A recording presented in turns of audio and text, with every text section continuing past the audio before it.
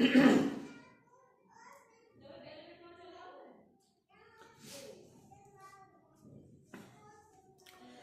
श्री श्याम दोस्तों, स्वागत है आपका अपने यूट्यूब चैनल @ऑफिशियल RWM पर। दोस्तों उम्मीद करता हूं आप सभी मस्त स्वस्थ होंगे।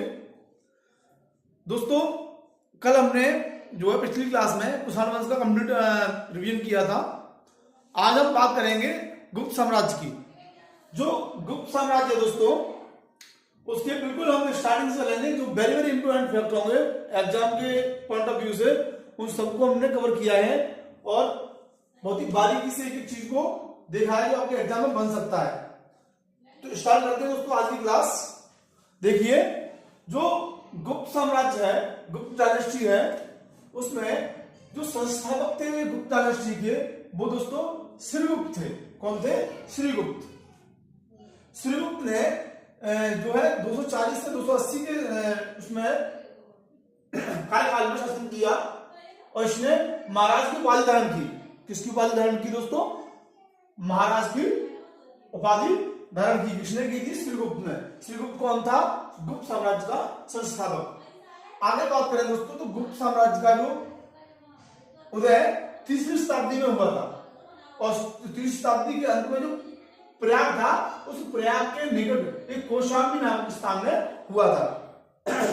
ठीक है, क्लियर होता है। गुप्त साम्राज्य का उदय 3वीं शताब्दी के अंत में जो प्रयाग के निकट कौशाम्बी नामक स्थान में होता है।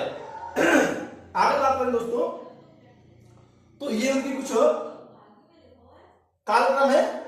जो जैसे सबसे पहले फर्स्ट में श्रीगुप्त आए और श्रीगुप्त के बाद में उनका पुत्र घटोत्कच 280 से 380 ईस्वी। घटोत्कच के बाद में उनका पुत्र जो है चंद्रगुप्त प्रथम आया 320 ईस्वी में, और 320 ईस्वी के बाद में समुद्रगुप्त आता है 335 ईस्वी।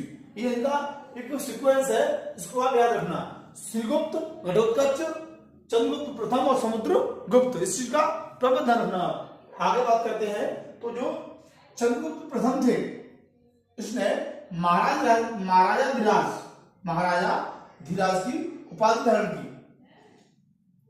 दोस्तों यहाँ पर एक फैक्ट है कि जो चंद्रगुप्त प्रथम है, इसने सबसे पहले सर्वप्रथम चांदी के सिक्के चलवाए थे। यानी हम कह सकते हैं कि चांदी के सिक्के चलवाने वाला प्रथम गुप्त शासक। इसको आप नोट कर लीजिए, इंपोर्टेंट हाईलाइट कर देता हूं मैं इसको एक ही कि चांदी के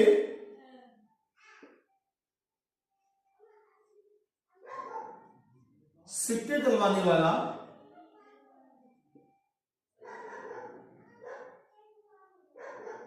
या चलाने वाला प्रथम गुप्त शासक।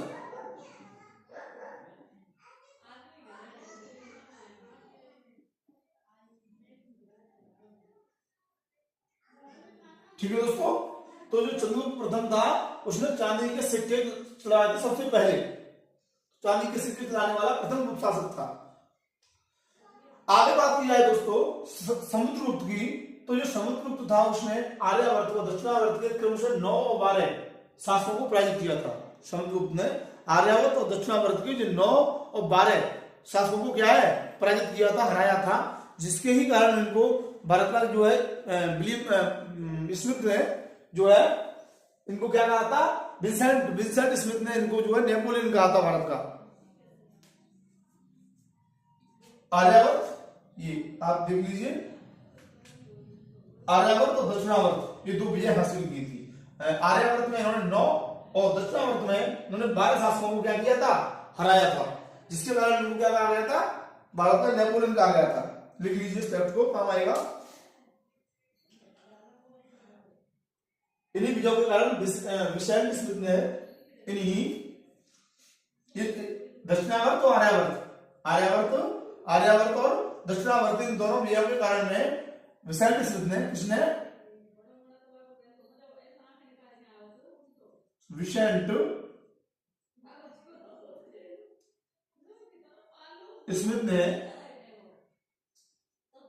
इन्हें क्या कहा है? भारत का नेपोलियन।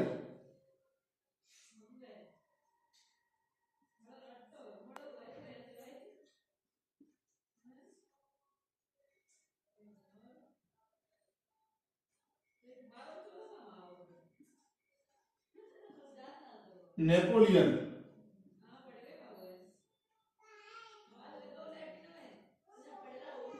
कहा है। ठीक है दोस्तों, समुद्रगुप्त जो है, ये समुद्रगुप्त ने क्या किया था, आर्यावर्त और दक्षिणावर्त के क्रम से 9 और 12 शासकों को पराजित किया था, जिसके कारण विसेंट स्मिथ ने इन्हें भारत का नेपोलियन कहा था। ये दोस्तों ये फैक्ट है, याद रखना, और ये साथ साथ कॉपी करते चलना। आगे बात की जाए तो समुद्रगुप्त था, समुद्रगुप्त का दरबारी कवि जो था वो हर्षण था। कौन था? हर्षण। ये वही हर्षण था जिसने प्रयाग प्रशस्ति की रचना की थी और वहां पर जो है सरस्वती अभिलेख लिखवाए थे।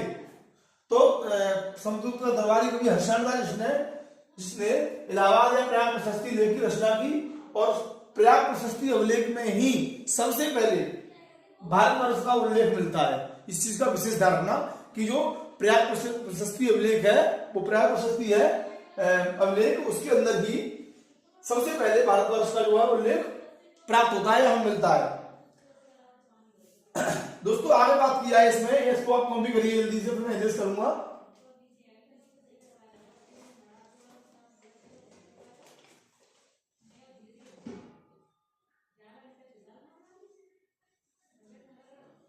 ये जो समुद्रगुप्त है ये परम भागवत की उपाधि करने वाला प्रथम शासक था। इस चीज का भी ध्यान रखना, इसको आप कॉपी करिए, मैं ऊपर से इरेज कर देता हूं एकदम। संस्थापक कौन था? साम्राज्य का श्रीगुप्त, जिसने महाराज की उपाधि धारण की थी, और 240-280 इसका जो है शासनकाल है। गुप्त साम्राज्य का उदय 30वीं शताब्दी के अंत में प्रयाग के निकट कौशाम्बी में हुआ था। ठीक है दोस्तों, यहां तक कर लीजिए, मैं इरेज कर रहा हूं। संस्थापक श्रीगुप्त, जिसने महाराज की उपाधि धारण की 240 से 280, और गुप्त साम्राज्य जिसका उदय 30वीं शताब्दी के अंत में प्रयाग के निकट कौशाम्बी में हुआ। दोस्तों मैं ये आपको बहुत ही इंपॉर्टेंट फैक्ट लगा रहा हूं, ये आप साथ ही साथ नोट करते चलना, बाद में प्रॉब्लम नहीं होगी। कोई भी एग्जाम आएगा तो आप उसको अच्छे तरीके से क्वालिफाई कर जाओगे। हिस्ट्री में मैं जो हिस्ट्री से संबंधित आपको प्रश्न आएगा उसको मैं एक छूटने नहीं दूंगा अपनी तरफ से। हाँ, तो बात करते हैं समुद्रगुप्त की। तो समुद्रगुप्त को परम भागवत की उपाधि धारण करने वाला प्रथम गुप्त शासक कहा जाता है। क्या कहा जाता है? जो समुद्रगुप्त है, कौन है? समुद्रगुप्त। समुद्रगुप्त दोस्तों, इस समुद्रगुप्त को परम भागवत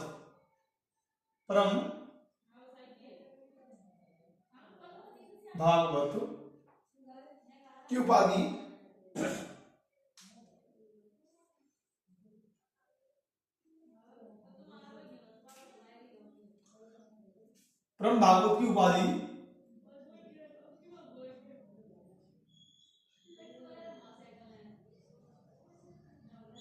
धारण करने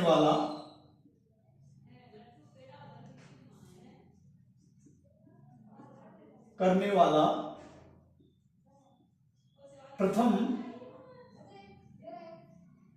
गुप्त शासक कहा जाता है। गुप्त शासक कहा जाता है।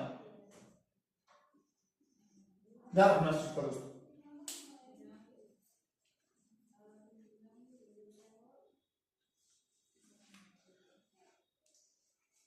समुद्रगुप्त की जो दक्षिणावर्त विजय है उसको रायचौधरी ने धर्म विजय कहा है। क्या कहा है दोस्तों? समुद्रगुप्त की जो दक्षिणावर्त की जो विजय है उसको रायचौधरी ने क्या कहा है? धर्म विजय कहा है। इसको भी लिख लीजिए, इंपॉर्टेंट फैक्ट है। जो समुद्रगुप्त की जो विजय थी, कौन सी विजय थी? दक्षिणावर्त विजय। समुद्रगुप्त की कौन सी विजय थी? दक्षिणावर्त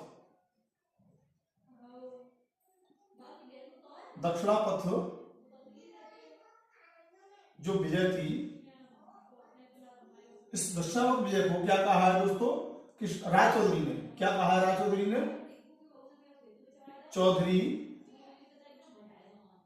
ने क्या कहा है? धर्म विजय कहा है दोस्तों। क्या कहा है? धर्म विजय। धर्मविजय की संज्ञा दी है या धर्मविजय कहा है, तो धर्मविजय की संज्ञा दी है, संज्ञा दी है। ठीक है दोस्तों आगे बात की जाए तो एक तो फैक्टर है इसमें, समुद्रगुप्त जो था वो प्रसन्न होने पर कुबेर के समान था और रुष्ट होने पर यमराज के समान।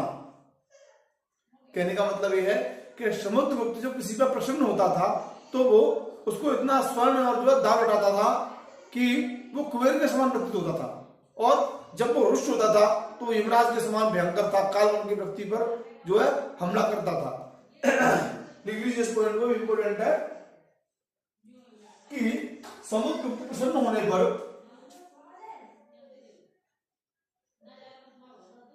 समुद्रगुप्त प्रसन्न होने पर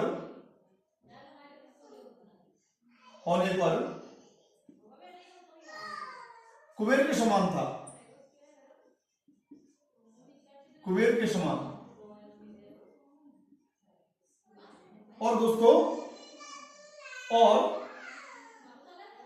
रुष्ट होने पर, क्या होने पर, रुष्ट होने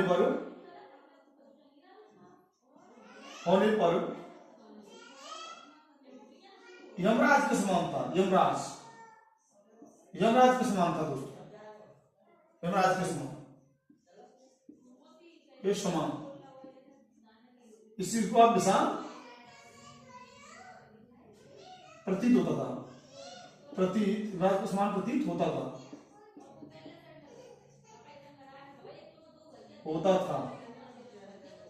ठीक है दोस्तों,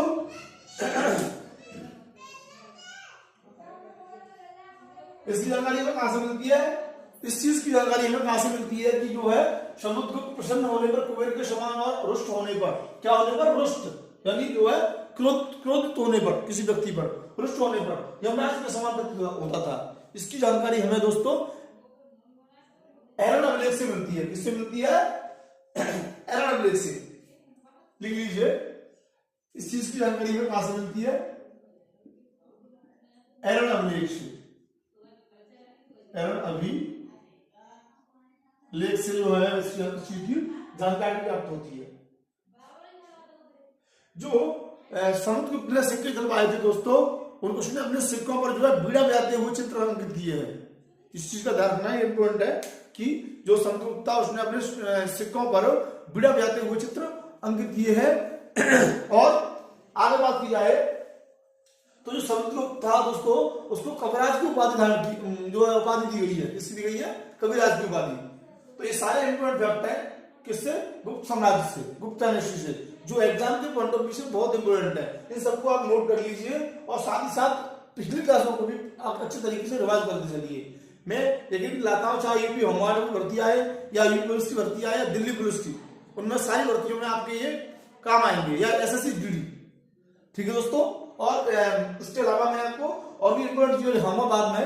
पहले इस सिलेबस को कंप्लीट कर लिया हिस्ट्री के पूरा, आगे ये पूरा हो जाएगा। इसमें भी एक दो फैक्टर रह गए हैं, एक क्लास और बनेगी, वो कल कंप्लीट हो जाएगी। ठीक है दोस्तों, तो इतना आपने कर लिया होगा। इसमें एक दो फैक्टर और है, वो भी मैं आपको करा देता हूं, आप जल्दी से कॉपी करिए। ये आपको बता दिया होगा, ये वाला मैं इसको फिनिश करता हूं यहां से।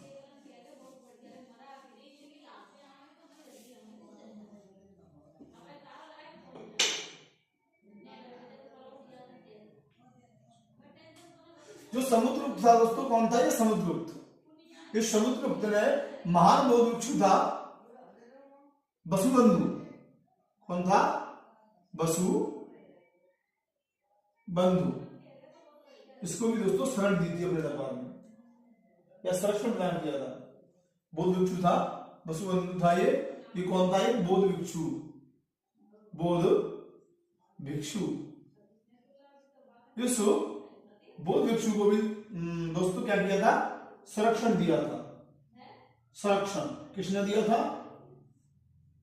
समुद्रगुप्त ने।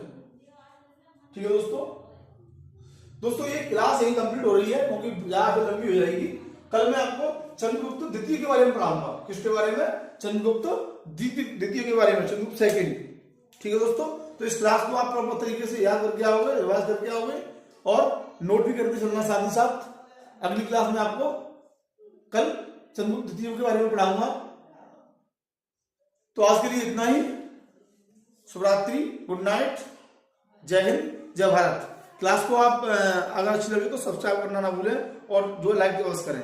ठीक है दोस्तों, और इसके साथ ही क्लास आपकी कंप्लीट होती है, आप नोट कर लेना और जहां भी आपको कुछ समस्या नहीं हो तो वहां पे आपको इसको पोस्ट करके और कॉपी कर लेना। ठीक है दोस्तों, जय हिंद, जय भारत।